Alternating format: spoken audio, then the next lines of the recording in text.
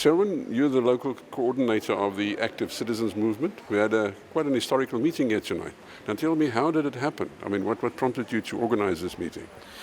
Well, Johan, thank you. What prompted us is, I think, the situation we find ourselves in as a country, where things have been going. You would know that in the last few months, we've had a number of decisions taken at various levels of government, which are very concerning. And I think the economic stability of the country is being threatened, where we also have issues of allegations of fraud and mismanagement, and the issues around appointment of ministers by people who have no right to do so, who are not part of our government.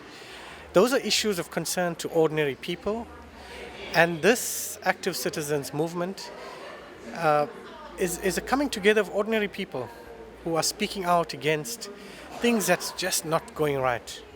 And so I rise to defend the Constitution of the Republic of South Africa, together with many other people, so that we can put an end to fraud and corruption and the abuse of state resources for personal gain. So look, it's all very encouraging. We listened to it tonight, and people stressed, amongst others yourself, that it's not a political movement. But aren't we beating about the bush? I mean, surely there's an elephant in the room, and nobody seems to name it, to call it by name.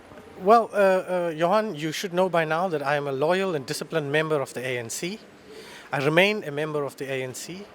I'm a member of the Regional Executive Committee of the ANC, the highest decision-making body within the Lower South Coast. And I will continue to raise my voice as an active citizen as well as a member of the ANC. The Constitution of the Republic of South Africa and the Constitution of the ANC compels me to stand up and speak out against things that are going wrong, to speak out for the poor. That is the reason why I joined the ANC. And today I rise, like millions of others around the country, I rise to defend the Constitution, to defend the rights of the poor, because we cannot allow things to go the way it has been in the... Okay, well, you see, that makes sense. So what you are saying is, to a large extent, the solution is political. Yes, it is political. You need a political solution to the problems, because these are problems caused to some extent by politicians, but not entirely politicians. You also have corrupt business people who come and influence individuals. People are human. They tend to want to get rich quickly. And that seems to have been a pattern which is the cause for a lot of the problems that we are now facing as a country.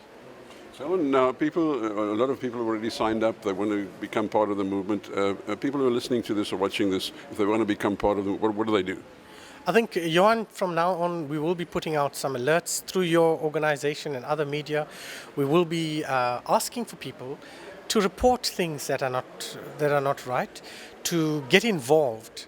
Very often, like I said earlier in the night, during my presentation, people turn a blind eye to things that are going wrong. They tend to feel like it's going to take too much of their time, or they just don't want to get involved for fear of something. We are saying there's more of us, and a lot more will come if you are part of the solution. Because the only way we are going to solve this problem is if people take a stand. Your silence means that you are accomplice to what is going wrong. So ordinary people from the South Coast must get involved, raise their voices and say, I have seen something that is not right. I'm not happy about this. But more importantly, let us be creative about what we can do to stop the rot that has been happening. The bishop said that we should stop complaining and looking at each other and start doing something. Yes, that is why we call it an active citizens movement, because a lot of people are remaining silent. There's no action, there's no movement. We are saying to them, rise, become active, get involved, do things that will positively influence moving South Africa forward. That's what we want. If you're not happy about something, raise it, question it. People in authority must know that the ordinary folk are watching. And I can tell you, in this community, we have excellent municipal managers. They need our support. They need our assistance in helping them to prevent wrong things from happening. And you can only work if all of us are united in this way. Okay, but let's say that happens.